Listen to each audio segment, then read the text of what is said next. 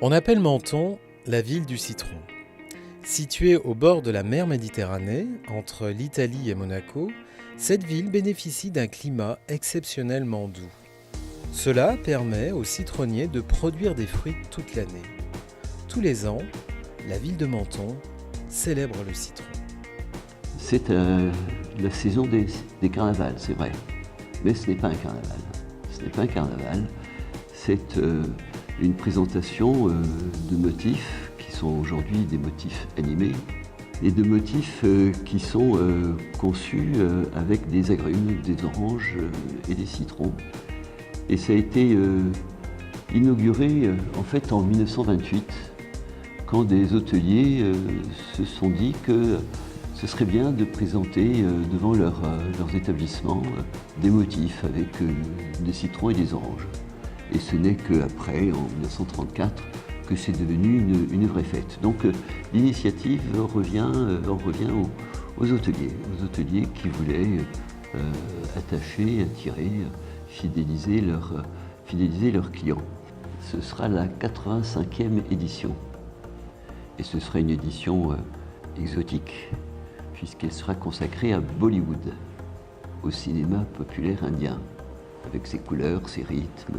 Ça sera une belle manifestation, une belle fête, cette 85e édition, qui terminera une séquence, parce qu'on fonctionne par séquence, qui était consacrée aux territoires ou aux villes qui sont connues dans le monde par leurs manifestations culturelles.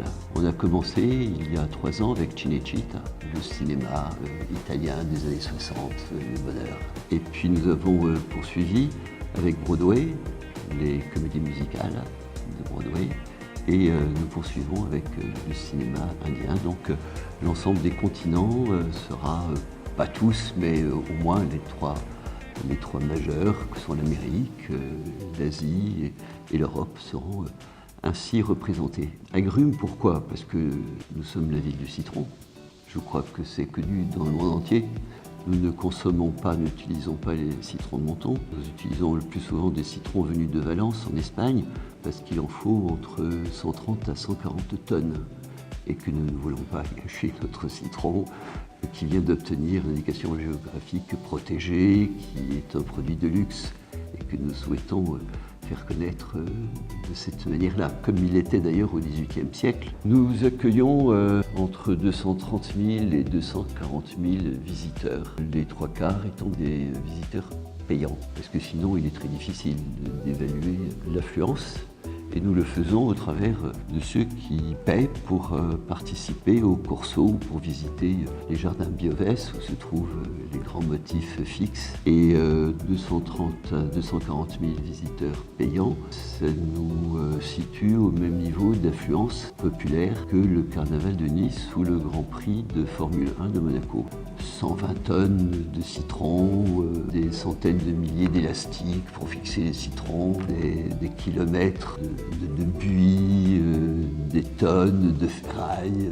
C'est principalement français, mais aussi international. Et pas international uniquement parce qu'il y a les voisins et amis monégasques ou italiens, puisque nous sommes doublement frontaliers, mais il y a de plus en plus de visiteurs venus par exemple d'Amérique du Nord, du Canada, et puis on retrouve aussi ceux qui avaient créé le mythe de la Riviera. Ces visiteurs d'Europe du Nord sont des Belges, des Allemands, des Anglais, l'Europe septentrionale, celle qui venait dans les grands palaces qui avaient été construits à cette époque.